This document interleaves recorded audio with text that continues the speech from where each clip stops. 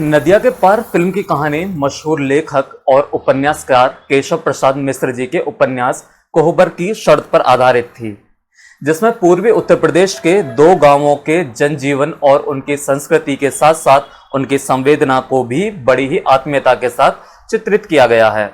हालांकि केशव प्रसाद मिश्र द्वारा रचित उपन्यास कोहबर की शर्त कुल 4 खंडों में प्रकाशित हुआ था, लेकिन इस उपन्यास के शुरुआत के 2 खंडों की कहानी को फिल्मी रूप देकर फिल्म नदिया के पार में दर्शाया गया।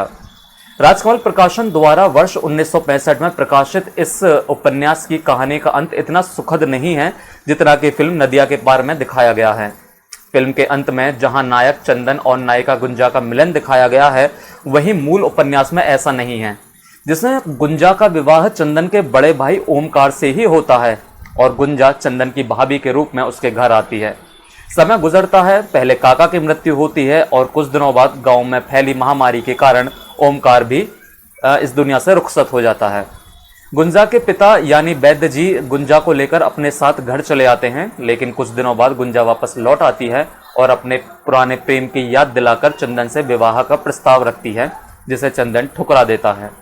चंदन द्वारा ठुकराए जाने पर पहले से टूटी गुंजा भीतर ही भीतर और टूटने लगती है और एक दिन उसकी भी मृत्यु हो जाती है।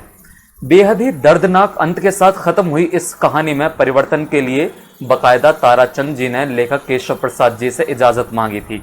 हालांकि इस उपन्यास पर फिल्म बनाने को लेकर केशव जी ने ताराचंद जी को पहले यह कहकर मना कर दिया था कि किसी रचनाकार के लिए उसकी रचना उसके बच्चे की तरह होती है। आप मेरी कहानी को अपने हिसाब से काट छांट कर बनाएंगे, फिर उस कहानी की आत्मीयता को भी हर कोई बिना समझे फिल्म बना सकता है। ऐसे में ताराचंद जी ने उन्हें आश्वासन दिया कि बिना उनकी इजाज़त के कहानी में कोई बदलाव नहीं होगा। दोस्तों, यहाँ हम आपको बता दें कि इलाहाबाद में बतौर एडिटर कार्यरत केशव जी ने नौकरी छोड़ फिल्मों का रुख पहले ही कर लिया था।